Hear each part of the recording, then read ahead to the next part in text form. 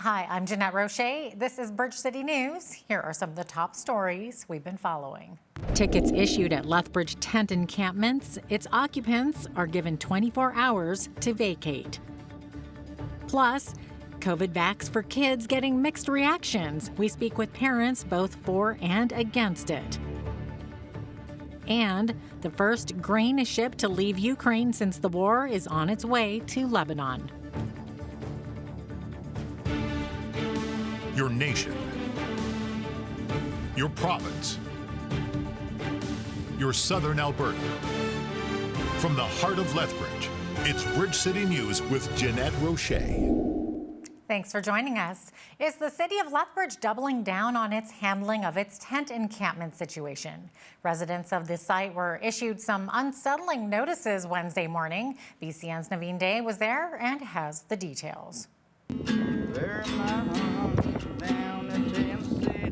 The city of Lethbridge is continuing its efforts to handle the tent encampment situation. Wednesday morning, residents of the site were handed notices to vacate the area under the Petty Trespass Act. Both residents in and out of the site are not happy with the action being taken against tent encampment residents. Honestly, I'm angry. If we had a magic wand, as I was just telling the other news, and we had a solution that we knew where everybody was going, I would volunteer my time and help locate the camp and remove it. Police and bylaw officers can enforce the act with fines. They say, however, the majority of residents are complying with the order. Many of them are relocating their tents behind the shelter that is operated by Alpha House. I'm encouraging people to set up there because what we've heard over the last few weeks is, that could be a potential spot for the sanctioned campground that's being proposed, right? There's a lot of coulds. However, Director of Community Services Mike Fox says sanctioned encampment sites have been problematic for other cities that have them. Even if we did that, we would have to have people pack up every once in a while, every 3 days, 4 days, to make sure that we could give the site a thorough clean. So just like an entrenched encampment, those sites a lot of the times will have a crime element enter into them and be unsafe for some of the people using those sites. Fox adds that there is currently room in the shelter which would provide the best services. However, many of our homeless population say it is not as safe in the shelter as it is outside. My personal thing, I felt violated. Girls supposed to check girls. Guys supposed to check guys. But it's not like that there. Not ever since these new young ones came down from Calgary. That's the they, shelter? Young and snobby, look at us like we're animals. As you can see behind me, the number of tents at this encampment site has thinned out significantly. The cleanup operation is part of a $230,000 allocation City Council recently approved for encampment cleanup. Bill Ginther with the Lethbridge Soup Kitchen says the money is not being put to good use. I heard one of the city staff say that probably 95% of that will be utilized in wages. My question is, where were those wages before? These are the same people. They're not hiring people to do this. And if they really wanted to do it in a reasonable way, you could hire somebody to come and clean up. That wouldn't take a whole lot. Once you've sent people away, just clean up. So I think it's a waste of money. I think it's trying to show people we're doing something. Look, the money we're spending. And of course, as people say, you throw money at a problem doesn't mean the problem's solved. As of Wednesday afternoon, only 17 tents remained at the site. For Bridge City News, I'm Naveen Day. Here's a follow-up to a story we brought you yesterday. The Moderna COVID-19 vaccine was rolled out in Alberta on August 2nd after being approved by Health Canada on July 14th. Kids from the age of 6 months to 5 years old are now eligible to receive the shot. The reaction has been mixed here in Lethbridge. Video journalist Micah Quinn has the details from parents and health professionals on this contentious issue. It's just another beautiful day in Lethbridge for Matea Kovacs and her son Liam to get outside and play. When it comes to the topic of COVID-19 vaccinations for kids, Kovacs says she won't be vaccinating her 9-month-old son. We just don't feel there's enough long-term studies for the vaccine yet. We have been vaccinated for every other scheduled vaccine. We just don't feel ready to get this for him yet. Randall Robbins made the decision to vaccinate her daughter Chloe. Robbins explained that the family didn't go out much until Chloe was able to receive the jab. We'll just feel more comfortable trying to live a more normal life again now that she's going to be vaccinated. We can just relax a little bit. We've been waiting for it for a long time, so it's nice to give her some protection finally. According to Dr. Supriya Sharma, the Chief Medical Advisor for Health Canada, the COVID-19 vaccine for kids is a 2-dose primary series administered 4 weeks apart. It's a smaller dose of 25 micrograms, which is half the dose authorized for children 6 to 11 years of age, and 1/4 of the dose authorized for people over the age of 12. Clinical trials showed that the immune response to Spikevax in children 6 months to 5 years of age was similar to that seen in people 18 to 25. As with all clinical trials, the children in the study were followed closely for any reports of side effects, and the vaccine was well tolerated with no unexpected safety issues identified. Thankfully, he's been healthy and we haven't had to worry about any underlying issues. Alberta Health says that more than 234,000 Albertans between the age of 6 months to 5 years old are now eligible for the COVID-19 vaccine. For Bridge City News, I'm Micah Quinn. The case of the Lethbridge woman charged with attempted murder following a hostage situation last month in the downtown was back in Lethbridge Provincial Court this morning. BCN's Angela Stewart joins me now outside the courthouse. Angela, what can you tell us about what happened in court today? Jeanette, the details in this case are very few, as not much has really happened since this case has been brought to court. But what I can tell you is the matter of Courtney Louise Shaw has been adjourned once again. Shaw's case has been adjourned until next month for a bail hearing. She was not present in court today as she still remains in custody. 40-year-old Courtney Louise Shaw of Lethbridge is charged with 1 count of attempted murder, among other charges including aggravated assault, taking a hostage, and use of an imitation firearm while committing an offense. On July 14th, a 54-year-old woman was taken hostage inside the Lethbridge Legal Guidance Office. The victim sustained injuries to her neck, and Shaw was taken into custody and was charged a day later. Now this case will be back in court on September 1st. Jeanette? Thanks so much, Angela. A driver has been arrested after what Ottawa police describe as an unauthorized vehicle driving into the front gates of Parliament Hill early this morning. Police say a vehicle rammed into the gates outside the legislature at about 3:30 a.m. local time, and security stopped it from entering the grounds.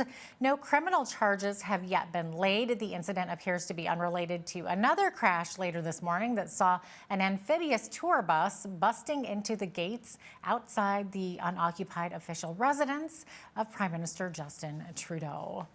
Ontario Premier Doug Ford took questions as emergency departments across the province have been forced to close due to staffing shortages. Nursing groups say workers who are burned out and underpaid are leaving the field, while Ford says he appreciates their efforts but won't give out a larger bonus or repeal wage restraint legislation. Do we need more people? 100% we need more people.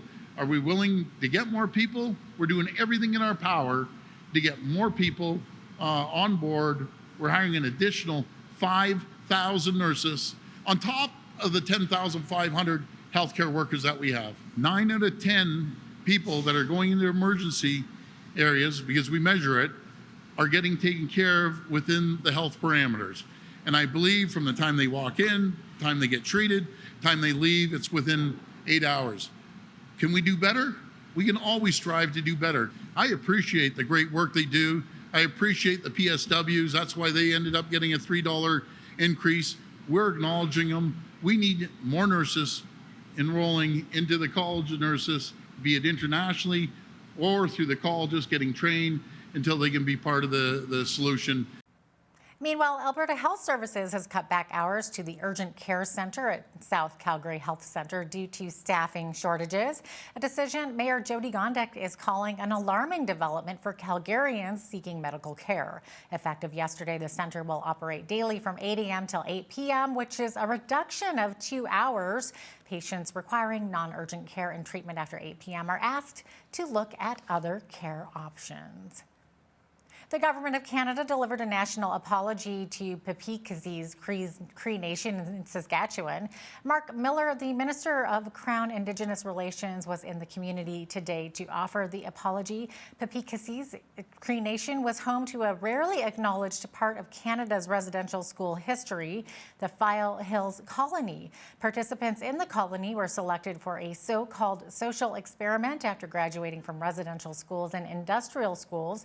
As part of the scheme, the graduates from Manitoba and elsewhere in Saskatchewan were transferred onto the Cree Nation's land without consent of the community. The First Nation agreed to a $150 million federal settlement last year. Pope Francis says the Catholic Church must face up to its errors and sins, including its role in Canada's residential school system. Speaking at the Vatican today, the Pope recalled the pain he felt while meeting with survivors during his recent 6-day trip to Canada. The journey saw Francis apologize multiple times for the role the Church played in the schools and beg forgiveness for the cultural destruction and forced assimilation that took place. On his flight back to Rome, Francis also said the abuses Indigenous peoples faced amounted to genocide. U.S. House Speaker Nancy Pelosi has left Taiwan after meeting with leaders of the self-governing state. Her visit drew threats from the Chinese government, which claims the territory as its own and opposes Taiwanese officials from meeting with foreign governments. After Pelosi's arrival, Beijing announced military exercises, including live fire exercises in the waters and skies surrounding Taiwan. Experts warn that using live fire in a country's territorial airspace or waters could be seen as an act of war. Foreign Affairs Minister Melanie Joly and her German counterpart say Canada's decision to send parts of a Russian natural gas pipeline back to Europe have revealed President Vladimir Putin's dishonesty. Last month, Ottawa granted a Canadian company an exemption from Russian sanctions so it could export to Germany 6 turbines that are part of the Nord Stream 1 pipeline.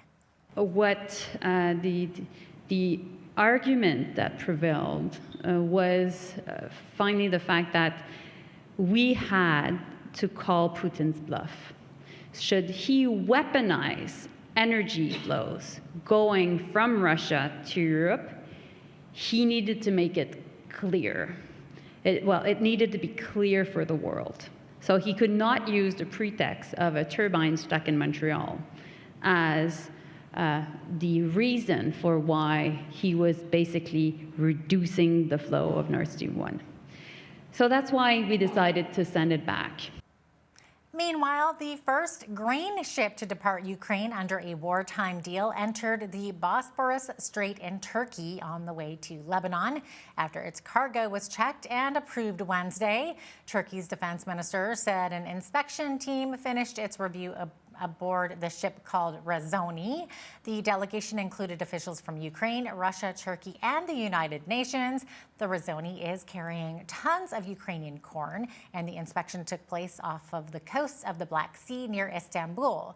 The vessel set sail Monday from the Ukrainian port of Odessa.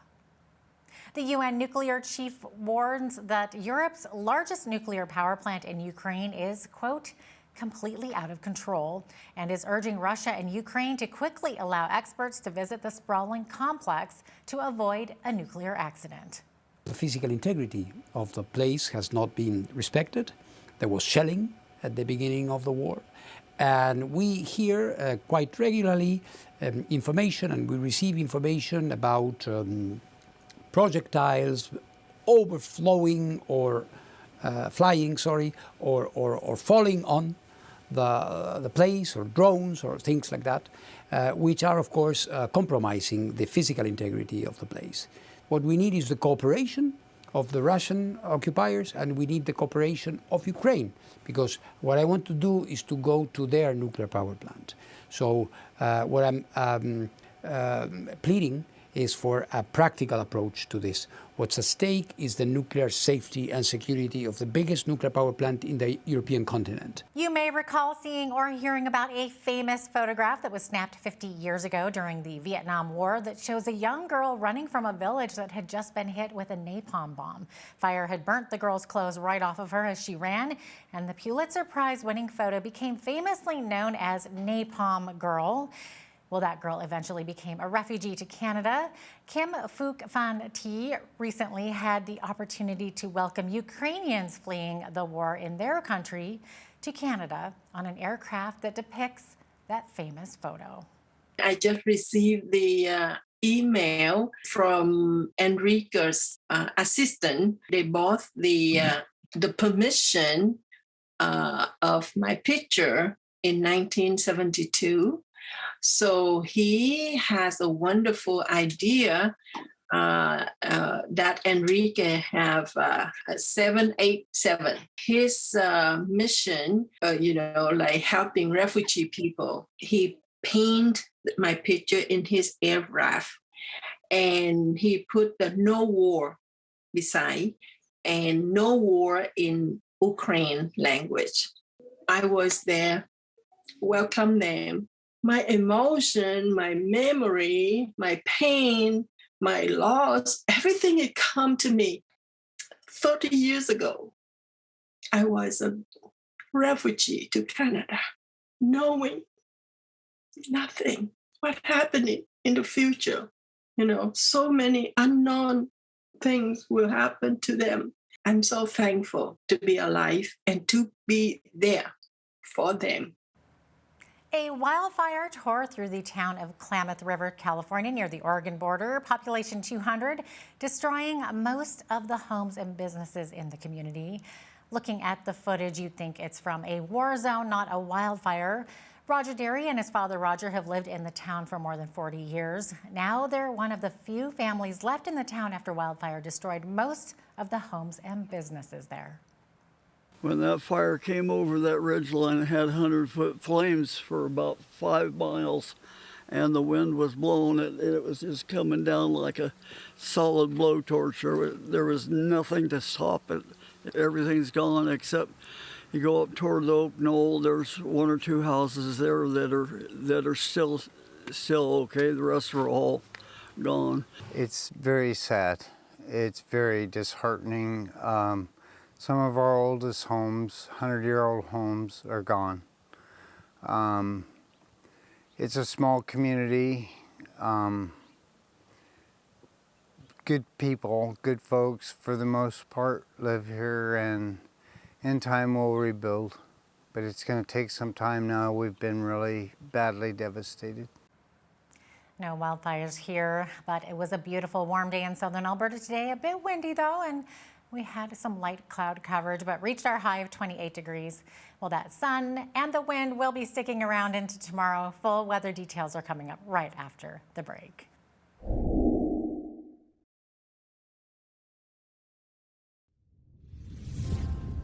Welcome back. Well, the sunshine and warmer weather are going to be continuing into the rest of the week, although we're going to see some cooler temperatures by Friday before getting back up into those 30s. Into this evening, we're looking at partly cloudy skies, winds gusting up to 50 kilometers per hour. Now, into Thursday, those winds are going to be sticking around.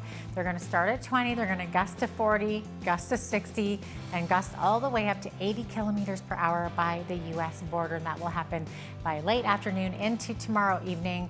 The plus side, though, is 26 degrees, so that wind's going to feel nice and warm, maybe like a hairdryer. Sunshine on Thursday into Friday, sunny skies as well.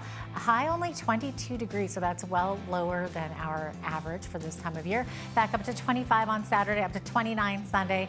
And then there we have it, those 30-degree days again on Monday and Tuesday. We're looking at highs of 33 and up to 35 degrees on Tuesday. That is extremely warm. We'll have to take a look and see if that breaks a record or anything there. So average high for this time of year, 26, average low 11, 39. That was our high temperature back in 2001. In 2002, just a year later, we're looking at the lowest temperature on record, which was only 5 degrees.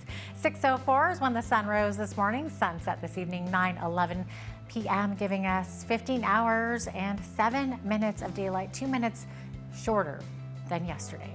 Over on the West Coast, the highs for tomorrow, 21 in Victoria, looking at windy periods in the Juan de Fuca Strait, 21 in Vancouver. Rain in the morning, should be clearing up by the afternoon. Edmonton, 19 the high, only looking at chance of showers. Could see a risk of a thunderstorm there too. Same thing for Calgary, 23 the high, looking at rain developing in the afternoon and a risk of a thunderstorm. 32 degrees in Saskatoon, 33 in Regina, partly cloudy skies in both of those cities, although they could see some showers later on in the day. 27 the high in Winnipeg under beautiful sunny skies. In the central part of the country, 28 the high in Toronto, looking at a 60% chance of showers late in the day, risk of a thunderstorm. Same thing for Ottawa, exactly. 27 the high in Montreal, and same thing, looking at 60% chance of showers later on in the day with that risk of a thunderstorm. 32 in Fredericton, 31 in Halifax, looking at heat warnings in these cities. That means the humidex is going to remain up in the mid-30s for the next several days. 29 the high in Charlottetown with beautiful sunny skies, 27 in St. John's, Newfoundland, and a chance of showers there. So there you have it. That is your forecast. Oil prices are steady after the OPEC oil cartel and its allies decided to boost production in September by a much slower pace than in previous months. The move comes amid high gasoline prices and unstable energy supplies, exacerbated by the war Russia is waging on Ukraine. Saudi Arabia-led OPEC, along with allies led by Russia, say that they'll increase output to 100,000 barrels a day next month after raising it by 648,000 barrels per day in July and August. The change follows U.S. President Joe Biden's visit to Saudi Arabia last month, aimed at improving relations and encouraging more oil production from OPEC to draw down high prices at the pump. Alberta is known for its farming and mining of coal and precious metals, but did you know digital currency is also being farmed and mined here? You may be familiar with the term Bitcoin. Well, Ryan Chernesky is the Director of Modern Mining in Medicine Hat and explains how Bitcoin is actually mined. What makes Bitcoin different is it was born in the private sector, and every 10 minutes, computers around the world take all of these transactions.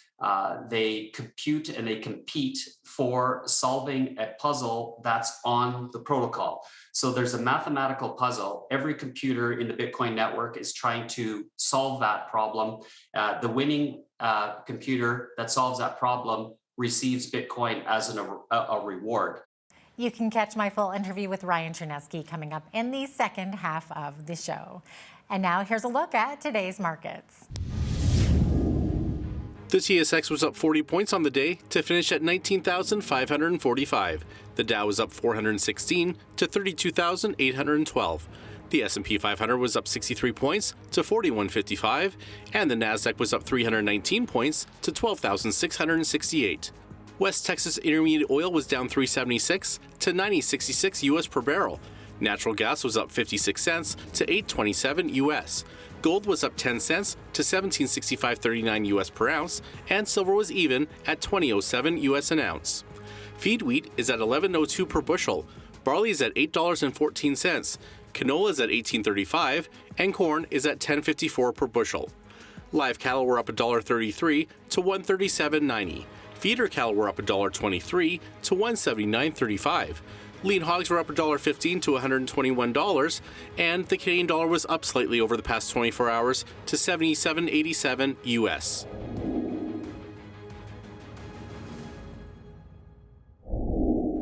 Recapping one of our top stories today, police in Ottawa have arrested a driver after what they describe as an unauthorized vehicle driving into the front gates of Parliament Hill. Investigators say a vehicle rammed into the gates outside the legislature at about 3:30 a.m., but security infrastructure prevented it from entering the grounds. In another incident, police say was unrelated, an amphibious tour bus crashed into the fence of the Prime Minister's unoccupied official residence.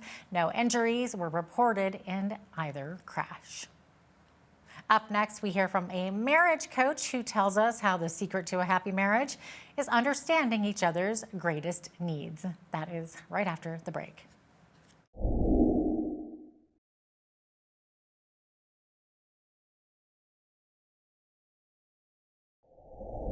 Well, marriage can be a minefield with unexpected blow-ups. So today's guest is going to share some keys to avoid hitting those mines and how to fix things if you do. Brent Taylor is a Lethbridge marriage coach and the author of His, Hers, Greatest Need. Welcome to Bridge City News, Brent. So great to have you on again. Thank you. Great to be here. Okay, so you yourself have gone through divorce and some tough times. Maybe you can give us a bit of your backstory. My backstory is I needed to be broken to be awoken. I didn't realize I was going in the wrong direction, and I didn't realize how selfish I was.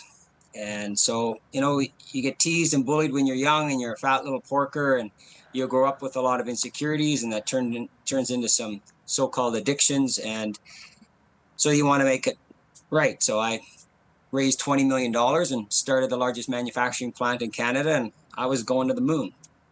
I went from nobody to somebody, and then I went to nobody. And so, but I needed to be broken to be awoken. And I just got to be honest, God had to get a hold of me. And I needed to realize I was making it all about me versus what can I do for you? And that's really the essence of the breakdown of every marriage, is we make it about me, and that doesn't work. Okay. So I was married for 26 years and lost everything. And then my life started to change and I was awoken, but I still needed a lot of things to be worked on. I remarried to a gal that had been beaten by her stepfather every day. And whenever we have a conflict, she'd run away. And I never saw her again. Within 1 year, it was done. And I looked up and I said, why, God, why? And he started to show me his and hers. And when you say his, hers, it's his and hers, just so you know. And that's what the rings are representing, the ampersand sign. So his and hers greatest need, and the single biggest reason why marriages break down. The single biggest reason, and how to build it up, and the greatest way to love each other. So I've shared with over 12,000 men and women over the last 7 or 8 years, in the church, out of the church, Christians, Muslims, ministers, 82-22, every man and woman has said, that's it, but I didn't know. So when they get this, it really starts to come alive. And I put together a 17-minute video that now succinctly, and I want to get it out to the globe. I met a fellow from Nigeria. He said, Brent, this has got to go global. People in the States, this has got to go global. So that's really what I want to start putting love back into the world when we start putting love back into the marriage. Yeah, so maybe tell us a bit about you have a new website, and then of course you have this video based on your book. And is that video on your website then? So I have my hisandhers.ca with Zeds. That's going to get revamped to hisandhersmarriage.com, but it's still hisandhers.ca. So in the interim, we have marriagereignited.com. That's the 17-minute video. You can go there and purchase it. It's $29. I'd give it away for free, but I want to take the proceeds and put that to helping the homeless, the addictions, the single moms, giving them work to do. So I want to have some plans to do that, and also open retreats for couples. So the proceeds are going to be used for that. Can't take your family to McDonald's for less than $29. And the people that have watched the video have said, this blows our mind. A Jewish fellow from Sacramento said, Brent, this is incredible. If I would have known this. So lots of good reviews from the 17-minute video. And like I said, I've shared my circles well over 12,000 times. Now it's just in a nice, succinct 17-minute video. So for men that don't want to read a book, the 17-minute video will give you the key nuggets that you need to know. Okay, so what specific charity are those proceeds going to? Specific charity has not been named right now. I mean, I work with the Streets Alive group right now, men's recovery. For sure. Haven't really finalized what and how that'll look like, but it will go towards homeless, addictions, single parenting, the oppressed, as well as helping couples with retreats and stuff like that, and marriage coaching. So I'm not really sure how that'll all come together, but that's where the proceeds will be going. Yeah, Streets Alive, definitely a good one. I've spoken to them many times. Okay. Yeah. So Brent, how are couples responding to the Marriage Reignited video so far? You were saying it's just kind of blowing people's minds, right? Yeah, well, a couple down in Hamilton said to me, you know, we thought our marriage was pretty good. They got a 7-year-old. He's been married twice. She's on her first marriage. They had some baggage from the past, and they thought they had a pretty good marriage. Catholic background. They watched the video twice in one weekend, and they said, "Brent, this blew our mind." It is, and they've watched it many times since. You can watch it as many times, and it's really started to put their marriage together. So, yeah, just a whole variety of different people, individuals, singles, people in the States, across the globe, have been watching the video, and they said, "I didn't know this." So, it's getting good reviews. So I got to go social media. I got to go digital. Right. It makes sense in this day and age. So what is so mind-blowing about what you're saying?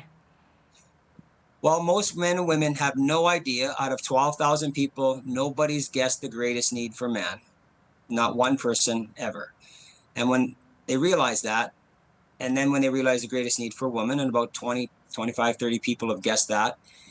And what breaks it down when a man feels his greatest need isn't being met? And it happens in every man.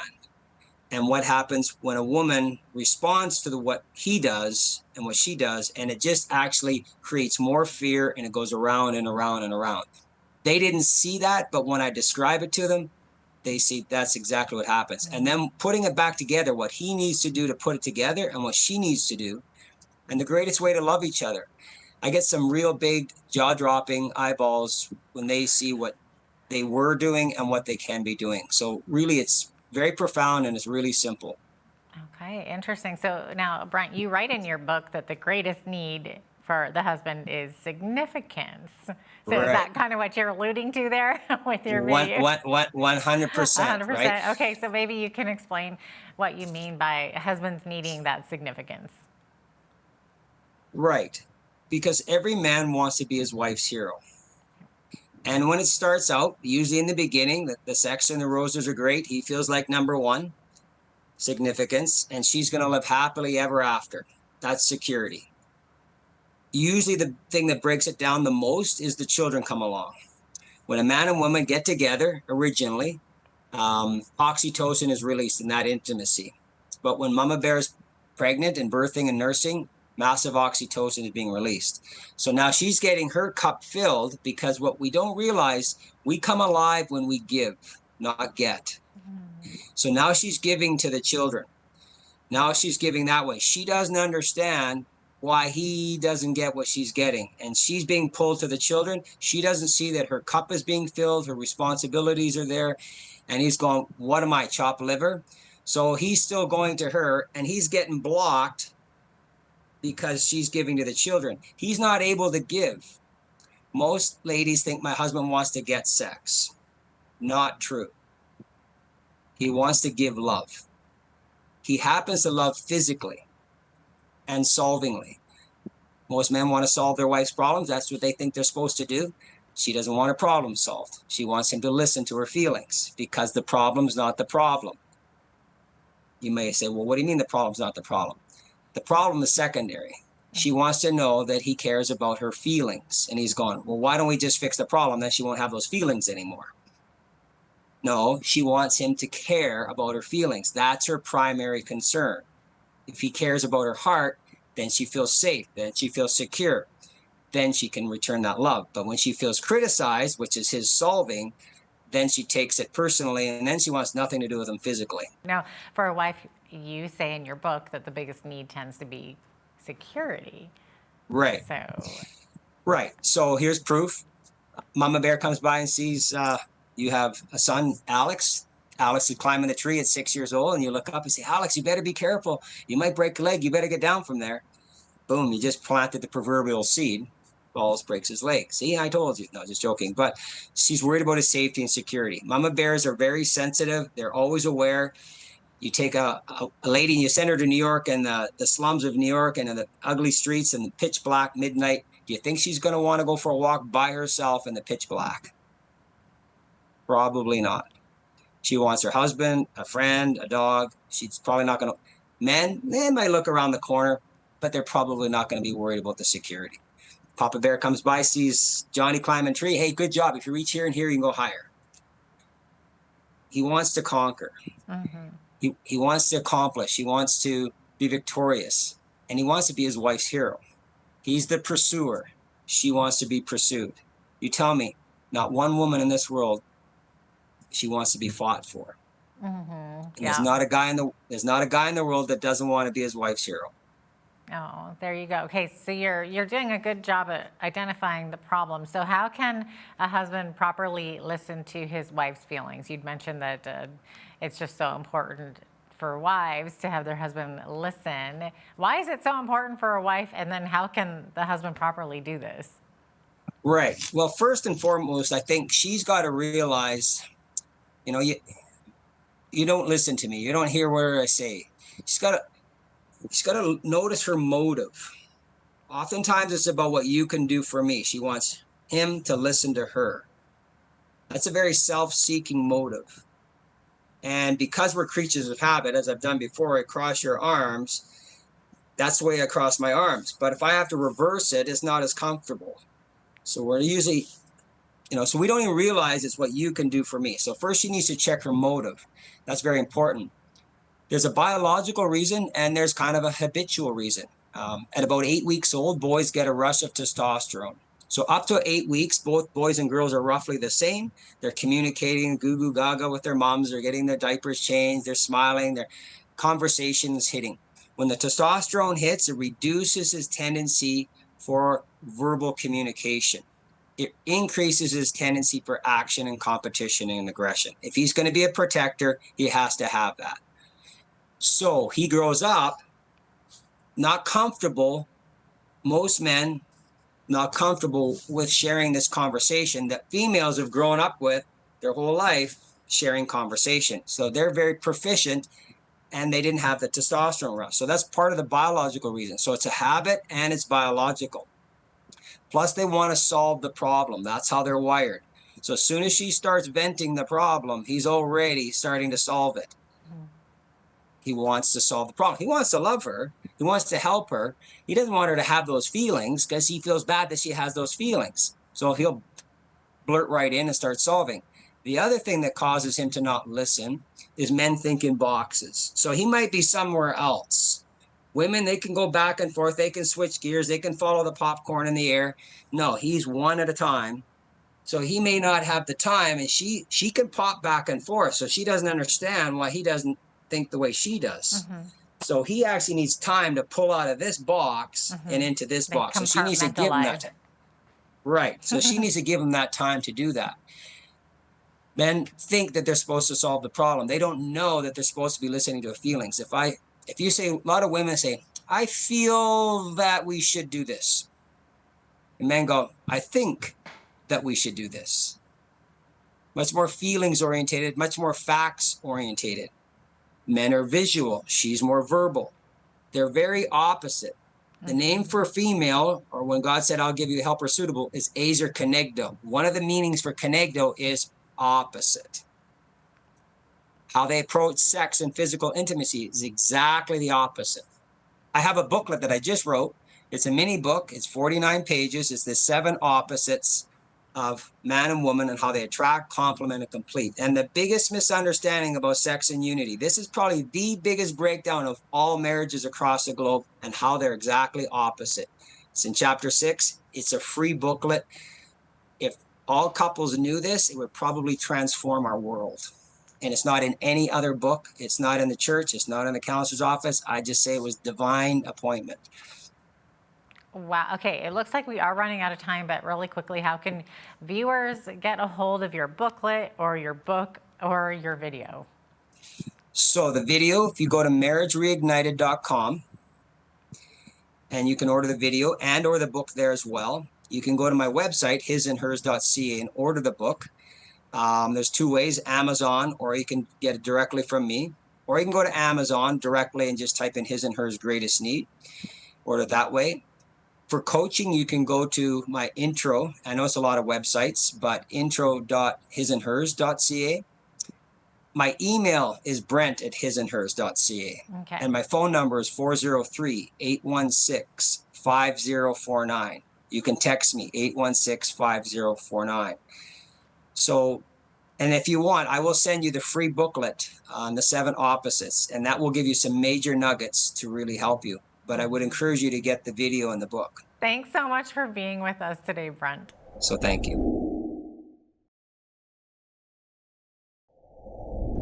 Cryptocurrency has been with us for over 10 years, and this component of the financial world is still a mystery to some of us. We definitely hear about the volatility in the crypto markets and that there are winners and losers. And then there's a whole mining process, and what do we even use these digital currencies for? Well, to unravel and reveal more about cryptocurrencies and their connection to Medicine Hat and area, Ryan Chernisky, Director of Modern Mining, joins me today. Ryan, thanks so much for joining us. Welcome to Bridge City News. Thank you, Jeanette. Thanks for having me. Absolutely. So first off, Ryan, can you maybe give us a brief idea of what crypto or digital currencies are? Yeah, so digital currencies started back in 2009 with Bitcoin. So it's been with us for about 13 years now. Bitcoin was the granddaddy of all cryptocurrencies. To this day, they don't really even know who the founder was, which is, part of the mystery and aura to it. But it's a technology that was put together with the idea. It was born out of the Great Recession, the crisis that occurred back in 2009. And it's basically an answer to excess money printing by the government. It's a private currency. And since that day that Bitcoin was born, there are now thousands of other cryptocurrencies. They are not the same as Bitcoin. Each has its own different use and case. But Bitcoin remains sort of the central sun, if you will, with all those other cryptocurrencies revolving around it. Sounds a little confusing, almost like you need to go to a university of cryptocurrency or something to understand it all. Yeah, the basics are fairly simple, but you're right. Once you dive down the rabbit hole, there is a lot of information to learn, which is part of what we do these interviews for, to try to explain to people, because there's a lot of misconceptions out there on cryptocurrencies. Some are valid and some are downright wrong, but that's just because a lot of people just don't understand the technology yet. Yeah. So what are these digital currencies being used for right now? So they're in their infancy. So I equate the digital currency space right now to the way internet back in the late 90s, when internet first came along. We didn't really know what the use cases were going to be for it. So in the world right now, there's payment systems that occur. So there's companies like Square, which have payment systems. They use digital currencies. The blockchain is the underlying technology for digital currencies. And if you, to understand a blockchain, all it is a ledger. Debits and credits, we've had those in accounting for years and years. Well, that ledger gets digitized, and why it's called a blockchain is all of the transactions that occur are blocked, and every few minutes they're added to a chain. So computers keep track of this digital ledger, and they all connect with each other, and they make sure that that digital ledger for each computer is the same. And that way it's called immutable. There can't be changes to that digital ledger. So that's, where things are evolving. Our payment systems right now, we've got Visa, we've got MasterCard. We will continue to use those, I believe. Those are companies that are incumbents. They've been there for a long time. But in the background, they're starting to use blockchain technology to underpin their checks and balances as they do their payment systems in behind the scenes. Mm-hmm. So you mentioned this is private. So what do governments think about this, and banks for that matter? That's the $1 million question. Governments don't like, particularly authoritarian type governments, don't like when there is something separate that they can't control. Even our own governments like to have control so that, there's some checks and balances and oversights. And Bitcoin has had the criticism of, being used by the criminal underground networks and all that. And in the past, that's occurred, but that also occurs with US dollars, with Canadian dollars. In fact, up to 5% of transactions that are done in US dollars are considered illicit. So it's not like a cryptocurrency has is the only place where illicit activities would occur. Governments, I think over time, will start to embrace the technology more, but there needs to be regulation for it. So industries like ours, we're happy with the regulations. I think blocking the technology in terms of Bitcoin, it's actually that horse is out of the barn. It's been around for 13 years now. I think jurisdictions in North America, especially, and Europe, are starting to accept it. They would rather tax and regulate it, as opposed to somewhere like China, which has outright tried to ban it. But even to this day, China tried to ban to ban Bitcoin mining. It's still 20% of the world's hash rate comes out of China. So it's virtually impossible to ban it completely. That's interesting. So can people like literally order a pizza with it? Or, I mean, I've heard cases like that. I think it just depends on who accepts it, right? There was a famous case way back when the guy tried to buy 2 pizzas. He spent 10,000 Bitcoin each, I think, for each pizza. And I haven't done the math today because Bitcoin is quite volatile. I think today it would have been worth $60,000 or something. It was like the most expensive pizza on earth. No, I have tens of millions Maybe of even dollars. more, Is what it is. Yeah, it's crazy. So the poor guy should not have spent his Bitcoins on pizza. No, he shouldn't have. So you mentioned mining earlier. So maybe tell us a little bit more about how these currencies are mined or created. Yeah, so if you look at our currency right now, the Canadian dollar, it's created by the central banks. So there's the US central bank, the Fed Reserve, there's the Canadian central banks. That's where our money comes from now. In the Bitcoin world, it comes from an emission schedule. So there's a protocol. What makes Bitcoin different is it was born in the private sector, and every 10 minutes, computers around the world take all of these transactions. They compute and they compete for solving a puzzle that's on the protocol. So there's a mathematical puzzle. Every computer in the Bitcoin network is trying to solve that problem. The winning computer that solves that problem receives Bitcoin as a reward. So right now it's 6.25 Bitcoins are rewarded every 10 minutes. So there's 900 per day. And these computers are what secures the network. So essentially, they use energy, and that energy is used as sort of a force field to make sure that that computer network stays secure, which the Bitcoin network is now the most secure network on the planet, secured by over 2 million specialized computers that are continually trying to solve this mathematical puzzle. So unlike the central banks, which sort of print money behind the scenes out of thin air, no one really knows how much the Federal Reserve prints every day, or the Canadian banks. They'll report it, but behind the scenes, it's very difficult to tell that number. In the Bitcoin world, you can tell exactly how many Bitcoins are produced per day, how many will be produced next year. The end game is only 21 million. So it's a scarce resource. When something is scarce, it becomes more valuable over time as its utility increases. That's incredible. Okay, so your company, Modern Mining, that's what you do, right? You create cryptocurrency, and you are located in Medicine Hat, right?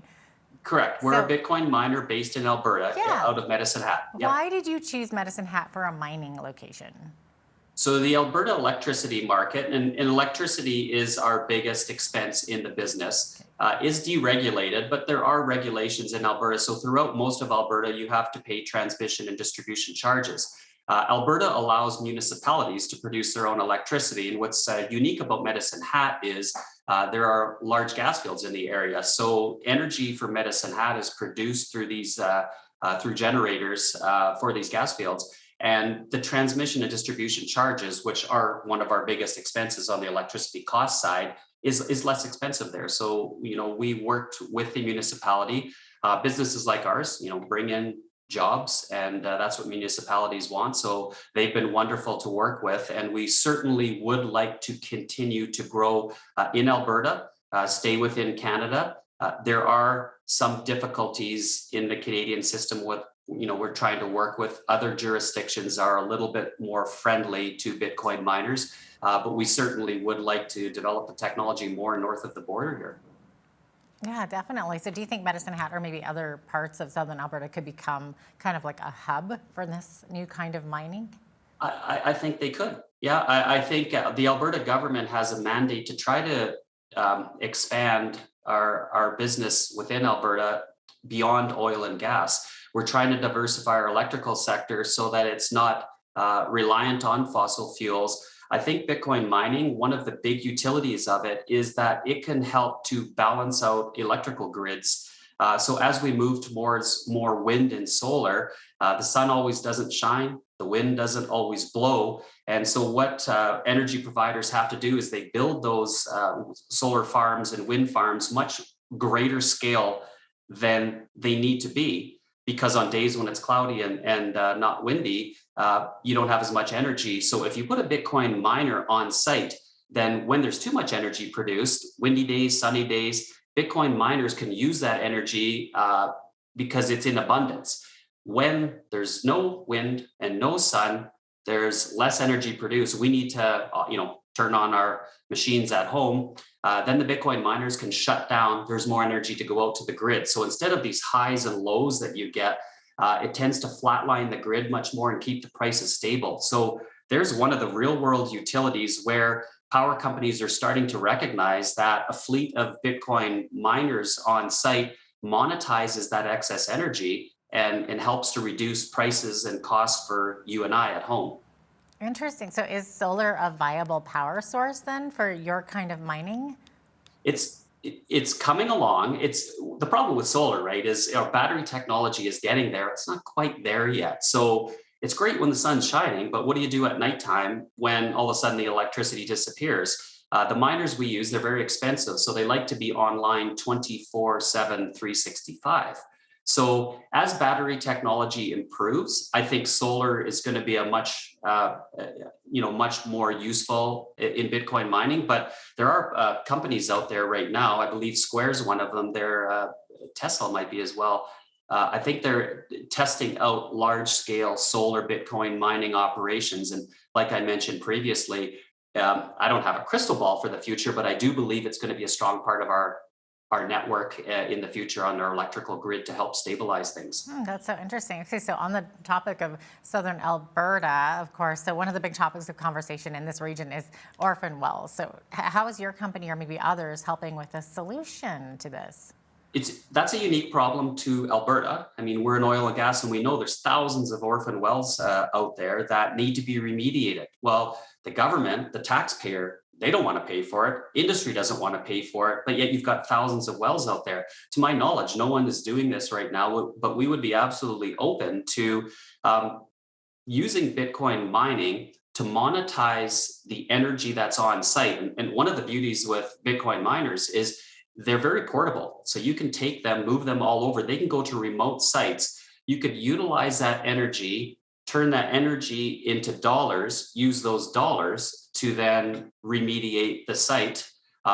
Each well site, whether it's $10,000 or $1 million, depending on what's been done there in the past, that would be a way where the taxpayer wouldn't be on the hook. The private sector can solve a problem. We can help diversify Alberta's economy, and we can get some of this environmental problem cleaned up. I think it's a huge utility use case for Bitcoin, which honestly, it hasn't even been looked at very much at all, but I think in the future, it would be a great option. So interesting. How big is this cryptocurrency sector currently? It's big. It's growing from zero 13 years ago to over $1 trillion now. It's an industry that's here to stay. It is volatile. So like the stock market, sometimes Bitcoin and other certain cryptocurrencies get the reputation for a reason. Because they're so volatile, they're used by traders. There's good actors and bad actors in any business. And so we see that. We see a lot of volatility, even with Bitcoin right now. I think as time goes on, as governments get more involved, private industry gets more involved, public companies get more involved, you're going to see that volatility decrease. So we're about $1 trillion right now. It was up to $3 trillion at one point. So we're in a bear market right now. It's a little bit tougher in our industry, but the strong survive, and I think they'll come out much stronger as things tend to increase. That's so interesting. How does somebody get started in it if you don't have it? Somebody just like Joe Schmo. You could actually go online. It's much more regulated now. So there are exchange houses where you can open up an account, know your client. So you'll fill out some various forms, driver's license you'll have to send in, and then you can open up. So it's like a brokerage account, and you can buy Bitcoin straight off those exchange houses. Now, once you get a little bit more involved,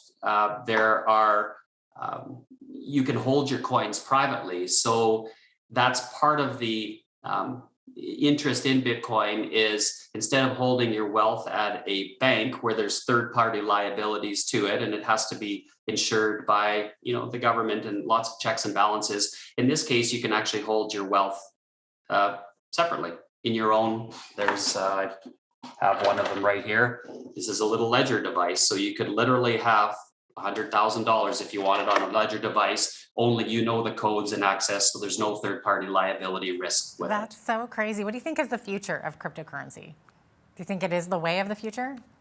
I do. I think there has to be, for any new technology, there has to be utility to it. So right now there's probably 20,000 different cryptocurrencies, tokens out there. I think 95% of them will die. I think trial and error companies are in there, seeing what works, seeing what sticks and what doesn't.